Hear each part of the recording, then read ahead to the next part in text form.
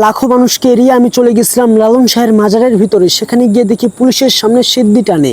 সেটা দেখে আমার মাথা ঘোরাচ্ছিল যে এখানে না আসলে জানতাম না 50 টাকাতে চাঁদের দেশেও যাওয়া যায়। কিছু পাবলিক সেটা বলছে। অনেক ভিড় এড়িয়ে লালন শাহের মাজারে গেছিলাম, কারণ লালন শাহের মাজারটা এক পলক দেখবো বলে।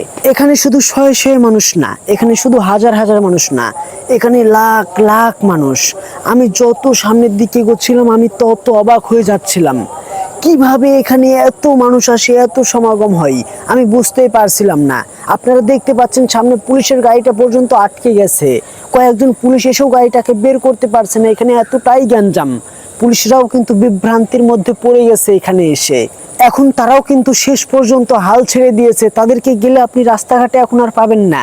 আর এখানে শুধু পুলিশ না, বিভিন্ন আইন শৃঙ্খলার মানুষরা কিন্তু এখানে রয়েছে। এখানে কেউ এসেছে সাধু বেশে, এখানে কেউ এসেছে চুরি করতে, এখানে কেউ এসেছে ফকির বেশে, আবার কেউ এসেছে মেয়েদেরকে জ্বালাতে, আবার কেউ এসেছে সিদ্ধি খাইতে। আর এখানে বিভিন্ন জাতির, বিভিন্ন ধর্মের, বিভিন্ন গোষ্ঠীর মানুষরা কিন্তু এখানে এসেছে। ওই যে বললাম, আপনি এখানে বিভিন্ন মানুষকে পেয়ে যাবেন। আর লালন শাহের 135তম মৃত্যুবার্ষিকী কিন্তু আন্তর্জাতিক পর্যায়ে হচ্ছে, আর এটা কিন্তু এবারই প্রথম। সেই জন্য প্রতিবারের চেয়ে এবার কিন্তু আয়োজনটা একটু বড় করেই হয়েছে এবং জনসমাগমও কিন্তু বেশি। দেখুন, আমি ভিড় এড়িয়ে কিন্তু সামনের দিকে যেতে পারছিলাম না। আমার সামনে এতটাই গ্যাঞ্জাম ছিল, এতটাই ভিড় ছিল, আমাকে সবাই ধাক্কায় ধাক্কায় নিয়ে যাচ্ছিল। লালন শাহের মাজারের ভিতরে যাব, সেজন্য আমাকে কিন্তু অনেক ধাক্কাধাক্কি সহ্য করতে হয়েছে, অনেক কষ্ট করতে হয়েছে। ভিডিওটা দেখে আপনারা পুরোপুরি আন্দাজ করতে না পারলেও কিছুটা হয়তো আন্দাজ করতে পারছেন যে এখানে কতটা সমাগম হয়েছিল। আমি তো আপনাদেরকে বলছি, লাখ লাখ জনসমাগম এসেছে এখানে। ওই যে বলে না, আমরা হুসুকে বাঙালি, সেজন্য নামে নামে আমরা সবাই চলে এসেছি। দেখুন, এখানে কিন্তু লাখ লাখ মানুষ এসেছে, কিন্তু এই অসহায় মানুষটিকে কেউ সাহায্য করতে পারছে না। আর আমি আপনাদের ছোট ভাই হিসাবে একটাই পরামর্শ দিব, এই অনুষ্ঠানগুলোতে বিশেষ করে আপনারা আসবেন না। আর আমার ক্যামেরাটা শুধু অসহায় মানুষগুলোর কাছেই থেমে যায়। সারা বছরের যে কোনো সময় যাবেন, কিন্তু 17, 18, 19 তারিখে যাবেন না। দেখতে পাচ্ছেন, এটাই সেই বিখ্যাত লালন শাহের মাজার, যাকে দেখার জন্য লাখ লাখ মানুষের ঢল নেমেছে এখানে। দেখার জন্য বললে ভুল হবে, সে তো মারা গেছে। তার কবরটি দেখার জন্য, তার মৃত্যুবার্ষিকী উপলক্ষে লাখ লাখ মানুষ সেখানে উপস্থিত হয়েছে। জয় গুরু জয় গুরু বলে সবাই এখানে স্লোগান দিচ্ছিল আর মাজারের চারপাশটা ঘুরে বেড়াচ্ছিল। আপনারা সামনে যে ছবিটি দেখতে পাচ্ছেন, এটাই কিন্তু লালন শাহের ছবি। তবে লালন শাহ দেখতে কেমন ছিল সেটা কেউ বলতে পারবে না, কারণ সে আমলে কোনো ক্যামেরা ছিল না, কোনো পেন্টিং ছিল না। লালন শাহের ভক্তদের মুখে শোনা যায় সে নাকি এরকম এরকম ছিল। তাদের মুখের বর্ণনা নিয়েই কিন্তু তার একটি পেন্টিং করা হয়। তারপর থেকে সেই পেন্টিংটাই সারা বিশ্বে ছড়িয়ে পড়ে। এখানে কিন্তু অনেক সাধুরা রয়েছে, অনেক সাধু, দেশের বিভিন্ন প্রান্ত থেকে তারা এসেছে। ওই যে বললাম, অসহায়কে দেখলেই আমার ক্যামেরাটা থেমে যায়। দেখুন কত অসহায়। এখানে বিশেষ করে সাধুরাই কিন্তু আসন নিয়ে থাকে, আর এখানে কিন্তু সিদ্ধি মিদ্ধি এগুলো খাওয়া হয়। এখানে আমার পিছে অনেকেই ছবি তুলছিল, সেজন্য আমি ভিডিওটা ভালো করে করতে পারি নাই। আর আমার আশেপাশে অনেক গ্যাঞ্জাম ছিল। আর এই যে এই গ্রাম পুলিশটাকে দেখেন, সে কিন্তু বাটন ফোন দিয়ে ভিডিও করছে।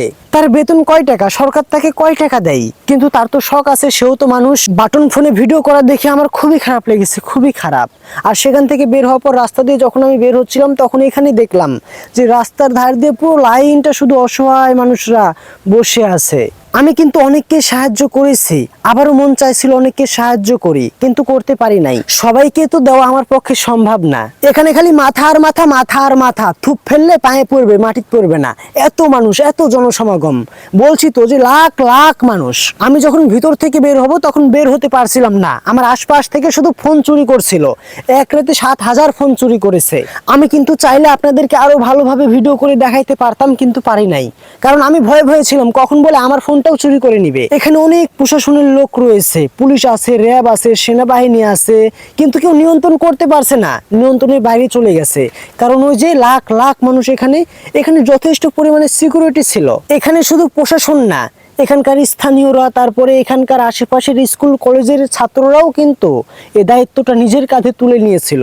ওই যে একটু আগে আমার পিছে একজনকে দেখলেন। আর এটাই কিন্তু হচ্ছে প্রোগ্রামের আসল জায়গা, যেখানে মঞ্চ করা হয়েছে। লালন শাহের মৃত্যুবার্ষিকী উপলক্ষে দেশের বিভিন্ন প্রান্ত থেকে শিল্পীরা আসবে এখানে গান করতে। এই যে দেখুন প্রকাশ্য দিবালোকে সিদ্ধি বিক্রি করছে। এখানে অনেক প্রশাসনের লোক রয়েছে, কিন্তু কেউ কিচ্ছু বলার নাই। এখানেই সিদ্ধি বিক্রি করছে, এখানেই খাচ্ছে, তারা কাউকে গনে না। ওই যে পাওয়ার অফ লালন। আর এখানে ভিডিও করতে কিন্তু ওই সাধুরাই আমাকে বারণ করছিল, অনেক মানা করেছে, কিন্তু আমি লুক করে চুরি করে কিছুটা ফুটেজ নিয়ে আপনাদেরকে দেখালাম। কারণ আমি যদি কিছুটা ফুটেজ না নিই তাহলে আপনারা দেখবেন কিভাবে যে এখানে কি কি চলে। তো আপনি এক্স্যাক্টলি এই জায়গাতে আসার পরে, মঞ্চের সামনে আসার পরে দেখবেন এখানে যদি 100 জন থাকে তবে 100 জনই সিদ্ধি খাই। দিনেই এই অবস্থা, তাহলে রাতে কি হবে ভাবেন। কিন্তু রাতে তো ভিডিও করলে ভালো আসবে না, বা অনেক গ্যাঞ্জাম ছিল, লাখ লাখ মানুষের সমাগম ছিল। এই সময়টা তাও একটু ফাঁকা ছিল, সেজন্য এই সময়তেই ভিডিও করেছি। রাতে গন্ধে ওখানে যাওয়া যাচ্ছিল না, এতটাই বাজে গন্ধ বের হচ্ছিল। আর দেখুন না, এই অসহায় মানুষগুলোকে কেউ পারেন না 10 টাকা 5 টাকা করে সাহায্য করতে।